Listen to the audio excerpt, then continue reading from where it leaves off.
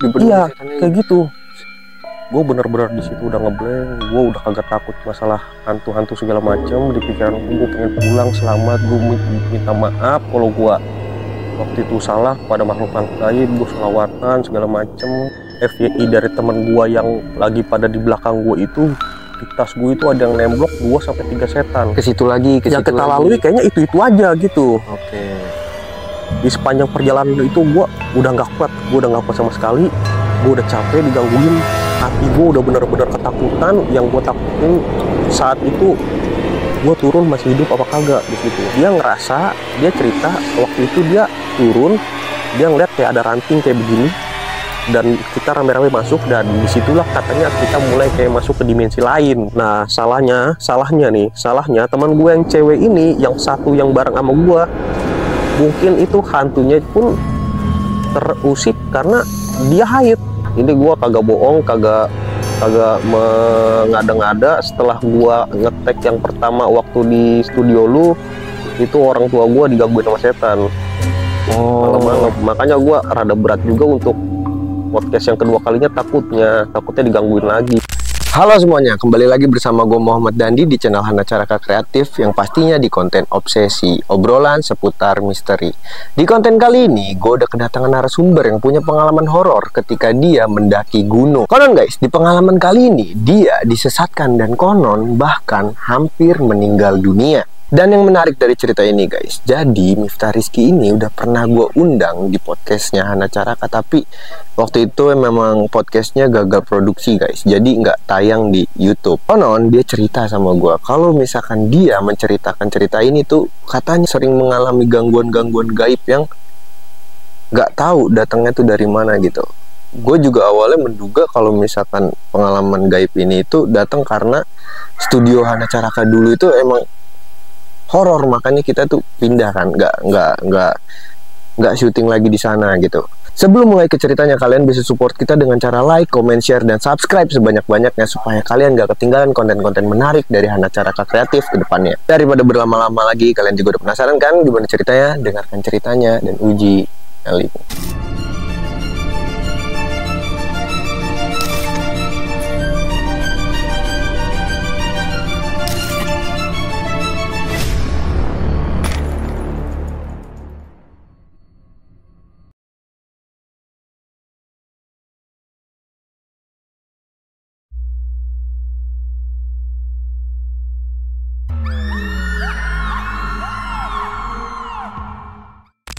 Oke, thank you Ta. Sebelumnya lu udah mau diundang ke channelnya Hana Caraka.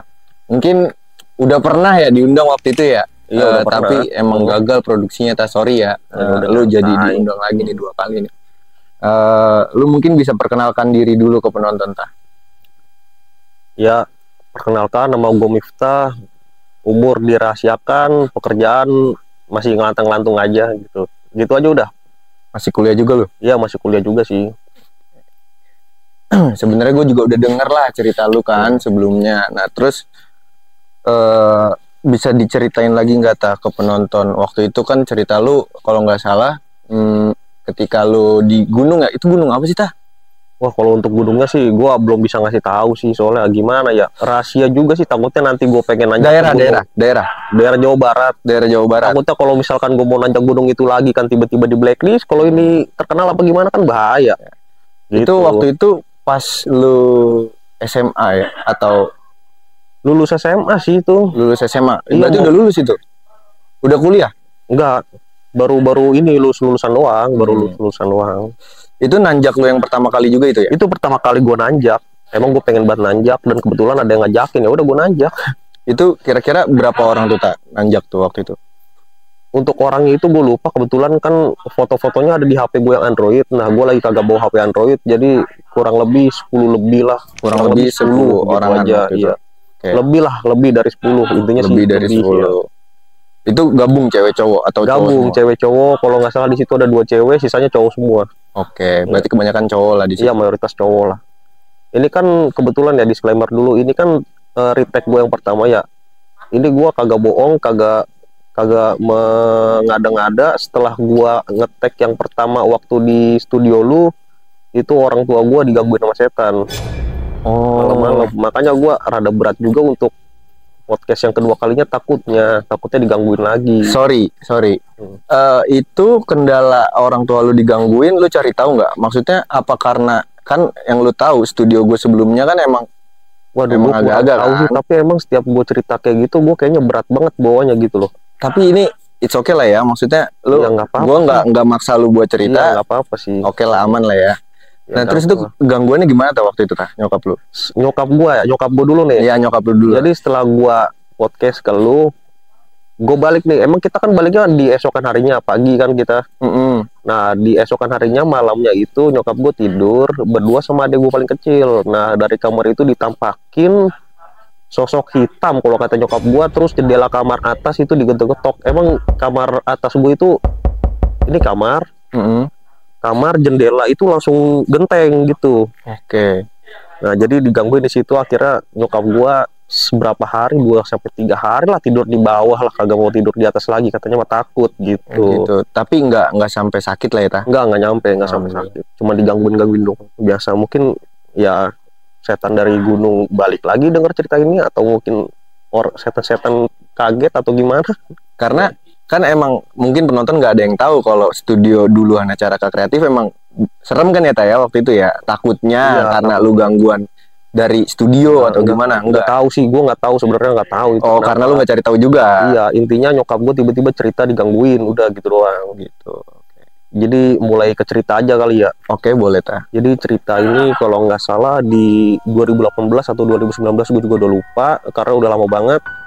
Jadi kami berombongan itu tahu dan sadar betul kalau misalkan kita waktu itu nanjak malam Jumat Kliwon, itu nggak direkayasa, nggak apa, kita baru tahu H-1 nanjak. Oh, karena lu udah janjian tapi Iya, lu nggak tahu tuh kalau sebelumnya. nggak tahu. Kalau itu Jadi malam Jumat H-1 Kliwon. nanjak itu kita nanjak di malam Jumat Kliwon. Itu yang pertama. Yang kedua, gua emang awalnya nggak percaya sama setan-setan. Oke. Jadi gua mencari tahu apakah setan itu beneran ada atau enggak. Oke. Dan buat lu semua yang pengen nanjak dan penasaran gitu dengan hal-hal mistis, lu pengen nyoba gitu, ada apa enggak hal-hal mistis, saran gue sih yang udah ngerasain, jangan coba-coba sih kayak gitu. Soalnya makhluk-makhluk di dimensi lain itu ada, dan dia kagak ngeganggu kita selama kita nggak ngeganggu dia. Intinya sama-sama menghargai aja lah saat di alam atau di mana, begitu sih. Jadi kejadian bermula di hari Kamis. Kita sudah berangkat nih, kita udah kumpul di base camp segala macam, persiapan berangkat. Akhirnya kita berangkat. Di sebelum perjalanan itu kita pokoknya sudah di briefing segala macam, nggak boleh nyenterin lampu ke atas pohon gede, nggak boleh kencing sembarangan, nggak boleh ngomong kasar, nggak boleh, pokoknya nggak jaga adat segala macam lah. Intinya ya hal-hal biasa yang di gunung lah yang harus ditaati seperti itu. Oh, jadi diingetin dulu gitu. Ya, diingetin dulu. Dan gua dengan santainya gua melanggar itu semua. Inti dari ceritanya itu begitu, gua ngelanggar itu semua karena gua nggak percaya hantu. Atau lebih tepatnya hal-hal mistis itulah. Oke lah, kita mulai nanjak. Saat nanjak kita berangkat ke awal nanjak itu semua berjalan lancar. Mulai nggak lancar itu sepanjang jalan itu mungkin karena kita nggak solid juga sih. Jadi nggak solidnya gimana, jadi ada yang jalan duluan, ada yang telat jalan. Jadi kan seharusnya rombongan jalan bareng-bareng gitu.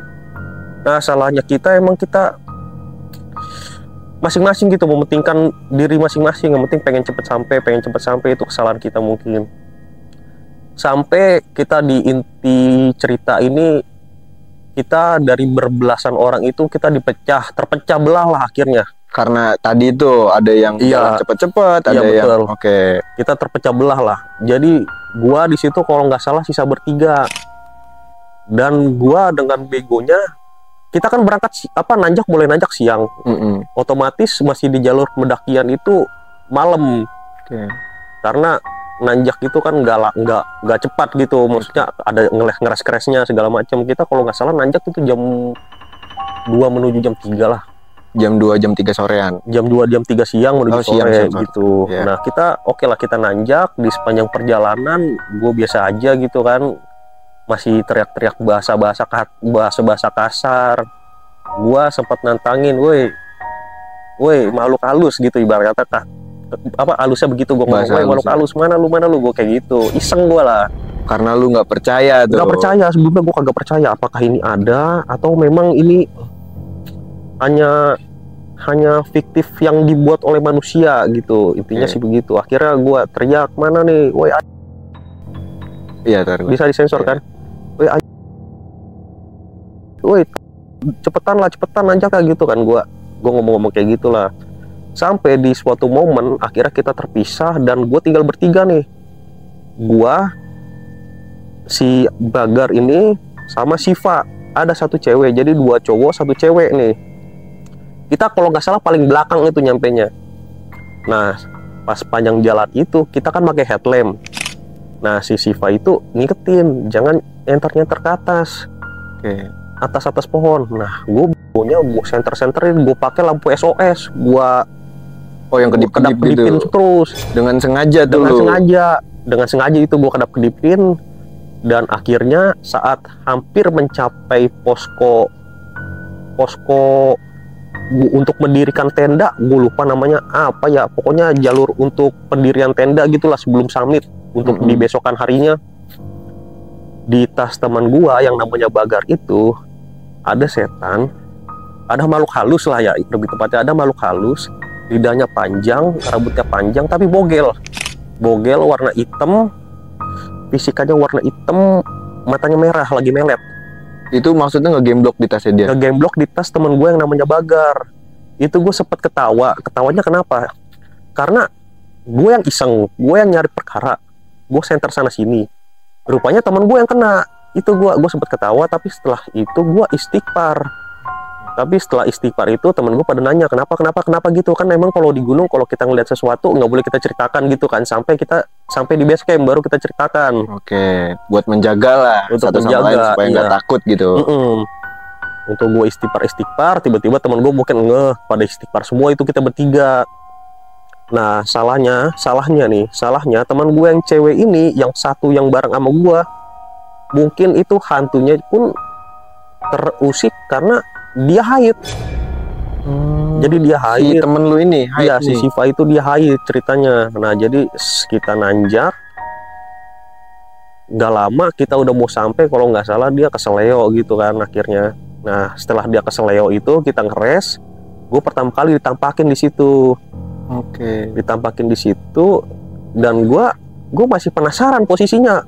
Hantunya lidah melet gitu kan, matanya merah, rambutnya panjang, itu sampai sekarang gue masih ingat. Bogel kecil, di tas kayak begini dia nih. Nge-gameblok gitu. Iya, lidahnya melet. Tapi di situ posisi malah lu nggak takut tuh?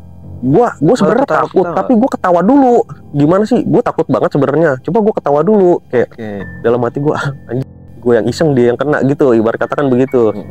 Cuman ya gue masih inilah, belum gentar, ibarat kata ya udahlah, cuma ditampilin begini doang, kagak iseng kan begitu. Kira kita sampailah di pendakian, kita ngedirin tenda lah segala macem. Untuk pas perjalanan nanjaknya mah sebenarnya lancar-lancar aja, kendalanya paling cuma di situ aja. Kita ngedirin tenda, dan salahnya gua lagi, gua nggak tahu salah apa enggak, gua kebelet kencing. Emang di posko pendakian itu ada kamar mandi, cuman gua nggak tahu kalau di awalnya itu ada kamar mandi. Ada satu tata krama yang bilang jangan kencing di pohon gede, kalau mau pohon yang kecil-kecil aja gitu. Oh gitu. Gue itu emang udah diingetin sebelumnya. Udah diingetin, tapi gue kalau di momen itu gue emang nggak tahu, dan gue pengen, ya gue kagak mau kelihatan gue kencing gitu, makanya gue nyari pohon yang gede. Nah gue kencing di situ, dan gue ngelihat ada bayangan hitam di depan gue. Kalau nggak salah jaraknya 5 meter lah, itulah bayangan hitam. Ya gue mikirnya orang lagi ngapain gitu, tapi setelah gue pikir-pikir, gue baru nyampe posko itu jam tengah malam. Kalau dilihat jam tengah malam lebih lah.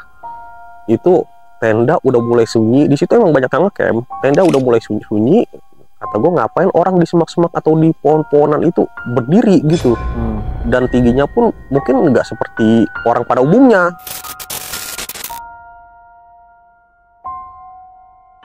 Ya, dan akhirnya udah ganti hari, kita tidur di camp, kita akhirnya udah ganti hari, saatnya untuk nanjak ke puncak lah. Untuk nanjak ke puncaknya pun sebenarnya itu ada kendala. Oke. Jadi kita Itu sebentar, itu berarti lu nanjak ke puncak itu siang ya? Siang ya? iya siang. Jadi kita niatnya emang jam 5 subuh pengen berangkat ya, karena kita kecapean. Ya akhirnya pada molor, ya akhirnya siang kita nanjak. Oke. Sepanjang perjalanan nanjak itu udah mulai gak enak bawanya, karena dari berbelasan orang yang ikut, yang akhirnya summit sampai atas itu cuma 6 orang, karena ada beberapa yang kena sakit, mungkin paru-parunya nggak kuat, jantungnya nggak kuat, atau mungkin ada yang fisiknya nggak kuat karena apa, yang jelas mereka nggak kuat sih, atau mungkin karena gue iseng, mungkin yang diisengin teman gue nggak tahu, tapi kalau secara sainsnya mungkin emang fisiknya nggak kuat gitu. Jadi mereka akhirnya milih buat turun. Pas setengah perjalanan. Ya akhirnya kita sampai puncak, ya kita foto-foto lah biasa kayak anak-anak gunung pada umumnya lah. Kalau udah nyampe, berarti ini udah nyampe puncak nih. Iya. Kita makan gorengan di atas segala macam, sampai akhirnya kita balik lagi ke base camp siang jam 2 jam 3 lagi kalau nggak salah. Kita base camp makan, akhirnya ya setelah makan jadi tuh ada teman gue yang pengen pulang duluan karena takut ketemu malam gitu pas turun. Oke. Jadi ada 2 orang yang turun duluan takut ketemu malam. Alhamdulillah udah kepencar, beberapa ada yang turun. Terus enggak, jadi kan kita udah stay lagi di base camp, ketemu semua ya, rapat udah. Nah ada 2 orang itu yang pengen pulang duluan karena takut ketemu malam gitu. Oh gitu, duluan dia turunnya. Iya. Dan alhamdulillah sampai gitu. Nah, lanjut ceritalah ke rombongan gua nih. Jadi sebelum kita berangkat itu, topi teman gua ada yang namanya Balu hilang. Merek Eiger kalau nggak salah. Nah, pas sepanjang perjalanan itu belum jauh loh, belum gimana. Maaf sebelumnya. Klarifikasi dulu. Jadi sebelum kita turun itu kita dibagi-bagi job desk gitu. Ada yang di tasnya bawa tenda, ngerakit tenda, ada yang bawa tenda gitu kan. Nah, gue ditugasin untuk membawa sampah dari perjalanan kita. Selama kita ngecamp itu sampah harus dibawa, karena kita udah datang dengan kita ingin mengikuti peraturan yang dimana peraturannya tidak boleh ada sampah yang tertinggal gitu. Akhirnya sampah kita bawa, dan kebetulan gue yang bawa sampah. Dan itu hati gue pun mulai ngedumel karena mungkin terlalu ribet bawa sampah gitu. Jadi ini tas carrier gue, sampahnya di sini. Jadi kan setiap perjalanan gantungin di carrier lu. Iya, gue gantungin di carrier gue. Jadi sepanjang perjalanan itu sampah kaleng itu bunyi kerang kering begitu kan. Nah, gue udah ngedumel itu, udah kata-kata gue udah keluar. Setelah gue capek bawa sampah lah segala macem lah, sampai di akhirnya oke lah gue turun rame-rame. Nah, yang topi teman gue itu hilang. Ternyata di jalur pendakian itu ada topi di kanan. Posisi ini gue turun nih, ini di kanan ini ada kayak beginian lah, tanah-tanah begini. Ada topi di situ. Yang tadinya hilang tuh temen lu topinya? Enggak, beda topi. Oh, beda topi. Masih bagus gitu. Oke. Ya, gue pikirnya mungkin ada orang iseng naruh situ. Gue belum ada pikiran diganggu atau gimana. Awal-awal mungkin begitu. Terus? Jadi setelah gue turun, gue masih iseng tuh ngata-ngatain anjing. Gue senter gue kedap-kedipin, mana nih setan nih, gue ngomong gitu, mana nih gue gitu-gituin. Senter di lampu, kedap-kedip, gue SOS-in, ada mode SOS yang segala macam, mana nih, gue tantang begitu. Berarti lu belum kapok tuh? Gak kapok. Oke. Karena emang gue pengen, ya gue pertama kali ke gunung, gue pengen sekalian aja gue lihat ada apa aja sih di gunung gitu. Oke. Jadi kita baru dari posko pendakian untuk ngecamp, kita baru turun satu pos tuh. Di situ posisi infonya kata teman gue udah mau azan. Nah, teman gue pada nyerocos.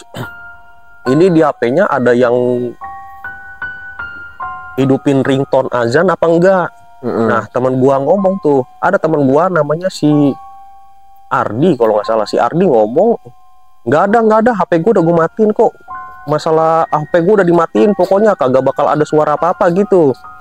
Tiba-tiba itu ada suara azan di situ. Akhirnya kita duduk ngeres di jalur pendakian karena ada suara azan. Padahal si Ardi atau Arif ya lupa, itu dengan sadar betul menyatakan bahwa HP itu udah mati sebelum pendakian turun. Nah tiba-tiba ada suara azan, kita menghargai azan, kita duduk dulu istirahat. Nah kebetulan gua di pendakian itu posisinya sebagai sweeper itu kan di paling belakang, mungkin gue bisa ngejar orang-orang yang di depan kan, makanya gue ditaruh di belakang. Gue ngambil tas paling terakhir dan gue ngeliat betul di tas gue ada yang nemplok. Orangnya juga sama, lidahnya panjang, rambutnya panjang sampai kaki, tapi bantet, badannya hitam. Nah disitulah gue mulai ngerasa ada yang gak beres di sini.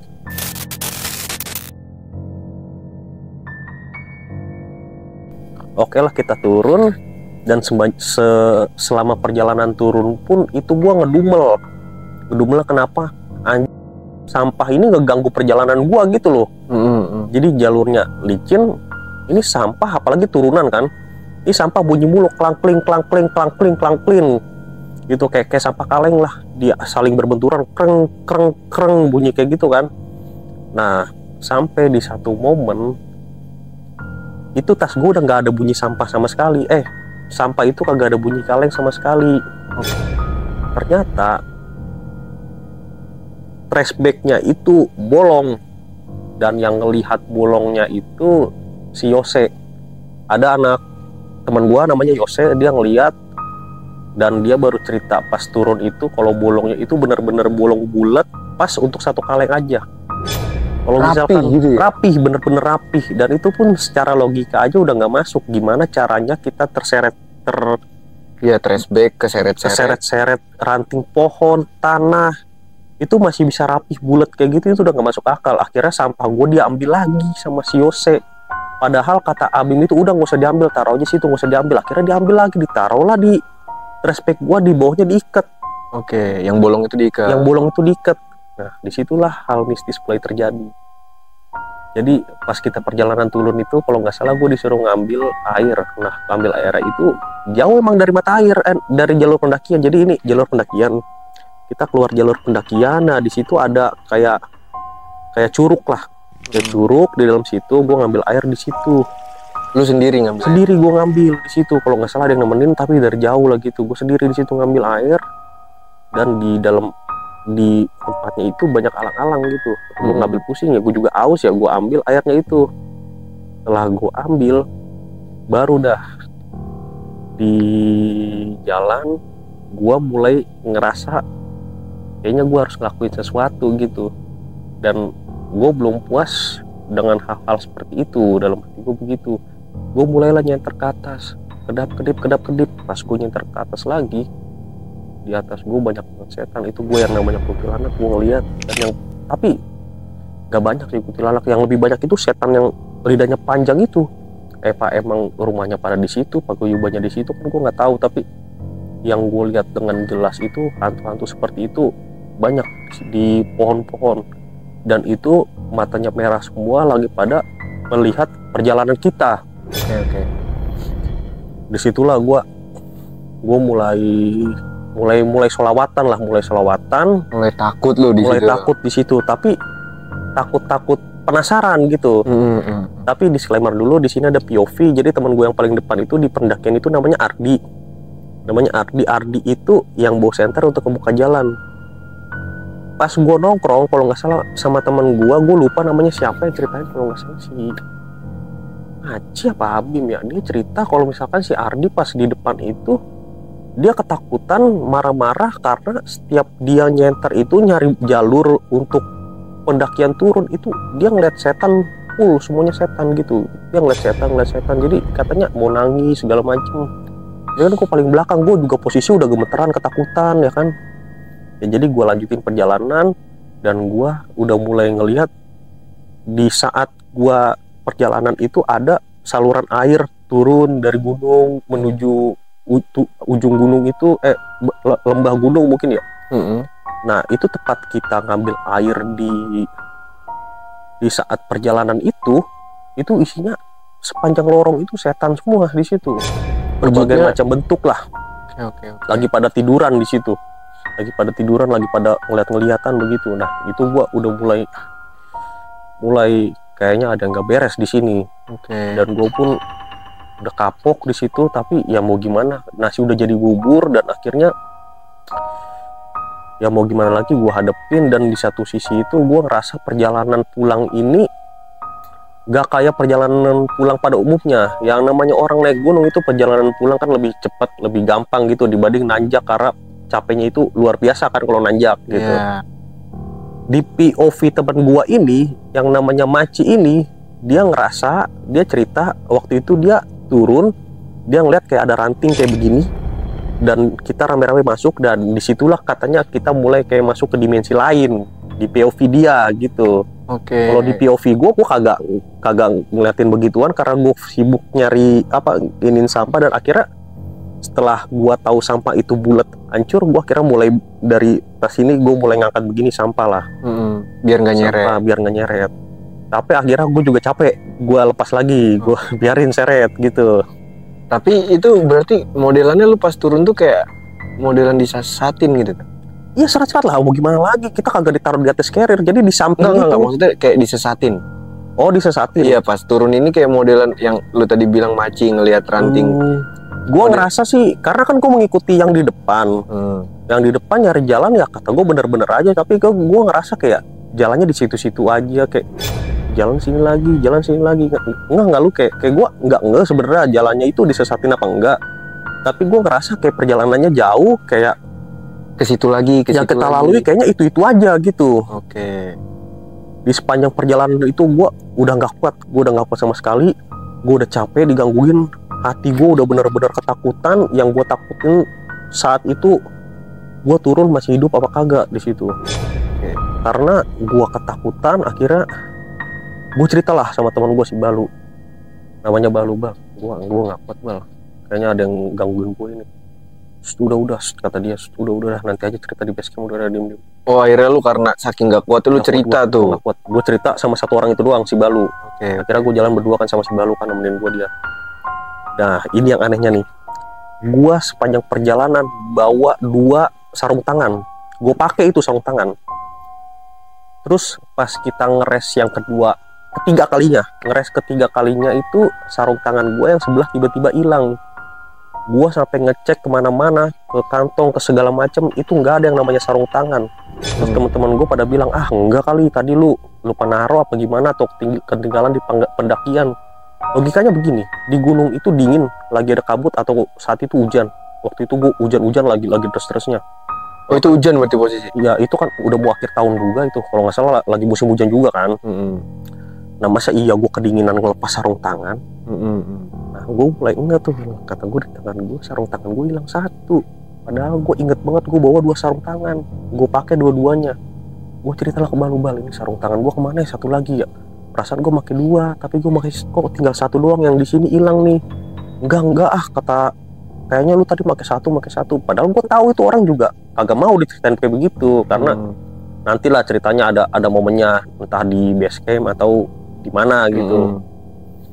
Sampai akhirnya kita disclaimer dulu, sebenarnya kita juga udah rada lupa karena kita udah lama juga, kita hanya ingat sekilas aja momen-momen yang kita ingat gitu. Jadi kita ngeres lah di salah satu tempat posko.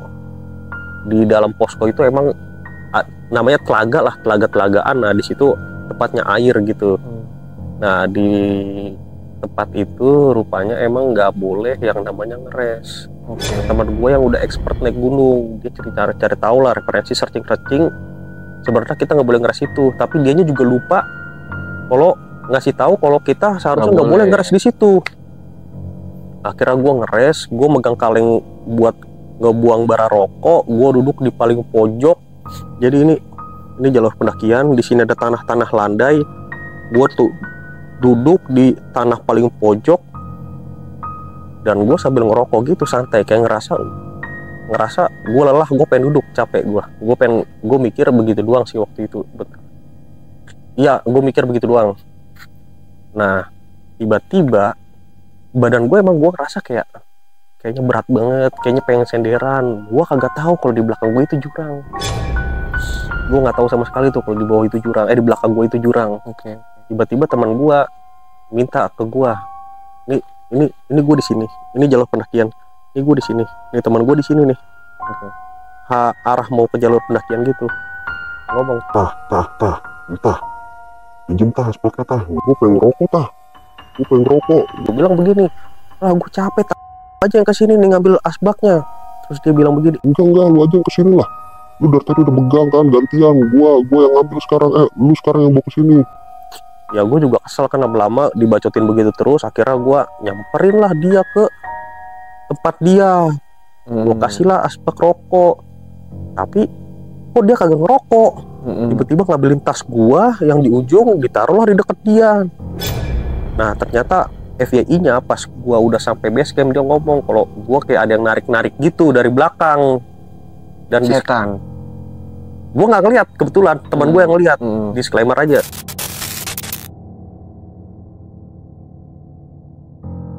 Jadi tadi kan ceritanya teman gue ngeliat kalau di belakang gue ada yang narik-narik. Dan gue nggak ngeh pas gue ngasih asbak itu ke teman gue kagak ngerokok, tiba-tiba ngambil tas gue, langsung lari. Terus ngatain gue digituin doang. Gue nggak tahu kan ternyata FYI-nya dia pas di base camp ngomong kalau gue lagi ditarik-tarik setan. Oke lah, kita turun lagi di situ, kita cepet-cepet turun karena keadaan udah nggak beres dan badan gue udah nggak enak banget di situ. Dan FYI dari teman gue yang lagi pada di belakang gue itu, di tas gue itu ada yang nemblok 2-3 setan. Dan gue ngerasa itu gue nggak dibolehin pulang. Gue ngeliat pemandangan kanan kiri aja itu udah bukan pohon-pohon lagi. Jadi gue ngeliat di kanan, ngeliat dikit, merem melek kayak sekilas ada bayangan hitam, merem melek kayak ada putih-putih, seperti itulah. Itu kayak dipenuhin aja itu, dipenuhin Iya, setannya kayak gitu. Gue bener-bener di situ udah ngeblank. Gue udah kagak takut masalah hantu-hantu segala macam. Di pikiran gue pengen pulang selamat. Gue minta maaf kalau gue waktu itu salah pada makhluk-makhluk gaib. Gue sholawatan segala macem. Akhirnya kita udah sampai lah di posko terakhir sebelum pulang. Kita istirahat di situ lama banget karena bener-bener keadaan udah hancur hancurnya itu. Kita beramai-ramai di situ udah semuanya ngerasain lah gitu ya. Hancur. Dan salahnya di situ teman gue juga ada yang berak. Kita berak di jalur pendakian. Mohon maaf pada pengelola gunung, kita udah nggak kuat. Emang di satu sisi kita udah nggak kuat, kita udah hancurnya di situ. Jadi dengan terpaksa lah kita harus buang air besar di jalur pendakian. Karena kita juga udah bingung harus kayak gimana. Sampailah kita akhirnya turun. Tapi sebelum kita nyampe ke tempat si Maksi itu, kita tinggal keluar gunung deh si Maksi. Kita disengin lagi. Ada yang namanya babi gitu. Tiba-tiba aja, suara. Gue kira apaan kan, gue liat ke sana babi, ada suara babi. Dan tapi ada babinya. Ada babinya. Dan aneh aja gitu, kenapa di penutup itu harus ada babi gitu? Apa emang kebetulan atau emang ada sesuatu yang terjadi, gue nggak tahu. Tapi yang jelas itu lu lihat hewan lah, babi. Yang jelas tapi beneran hewan gitu. Oke lah, kita sampai. Gua sepanjang turun itu gue udah gak kuat bawa tas, gak kuat bawa diri. Gue cuma bisa jalan pelan-pelan ngeres. Itu kita sampai, kita berangkat sore sampai malam gitu, sampai posko itu udah malam banget. Pokoknya gue udah bener-bener gak kuat gitu. Pas gue turun, teman gue yang udah nyampe duluan itu di bawah pijitin gue lah. Tahu lah kalau gue ada yang isengin apa segala macem, gue dipijit. Jangan gitu ah. Gue dipijit dan sampai akhirnya gue muntah. Gue banyak. Tapi mungkin orang-orang gue tanya waktu itu si Bagar kalau nggak salah nggak ngeliat kalau itu ada muntah. Kira kita sampai di posko pendakian, gue lepas segala macem, mandi, kita ngobrol, kita cerita masalah ini. Ternyata di sini, lu gitu parah banget, lu kagak jelas bener-bener lu semua lu tantangin itu di badan lu segala macam ada hantu. Kita juga diisengin, ada di badan bagar lah segala macem lah. Itu udah dibawa tuh Itu ceritanya. dibawa itu di base camp. Jadi ceritanya bukan gue doang yang lihat gitu. Gue kagetnya, gue kira gue doang yang lihat. Rupanya orang-orang itu pada ngeliat semua. Dan setelah gue cerita lagi seru-serunya cerita di depan nih ya kan, lagi ngerokok segala macem, orang-orang pada masuk ke dalam base camp. Gue masih di warung sendiri. Gue nggak tahu itu kenapa orang-orang pas gue pulang di angkot, rupanya ada yang ngomong, itu lu lagi diisengin setan di belakang. Gue langsung bener-bener shock di situ. Gue udah gak mau lagi macam-macam sama gunung. Buat lu yang ngerasa pengen naik gunung dan pengen ngelakuin hal seperti gue, segila gue, janganlah ngelakuin itu sebelum lu menyesal. Intinya sebenarnya cerita ini tuh banyak POV dari orang-orang lain, dan kita kan nanjak bersebelas, dan bersebelas-sebelahnya itu punya POV-nya masing-masing gitu. Kayak teman gue yang namanya Maci, kayak masuk portal lain, atau si Ardi waktu ngebuka jalan dilihat-liatin hantu. Oke, Itu berarti ada beda-beda lah gitu ada ya ceritanya. Serial ceritanya masing-masing. Yang jelas gue bawa orang-orang yang udah expert naik gunung. Gue pertama kali tuh naik gunung, tapi gue bawa orang-orang yang expert naik gunung, dan kata orang-orang yang expert naik gunung itu testimoninya ini yang paling parah.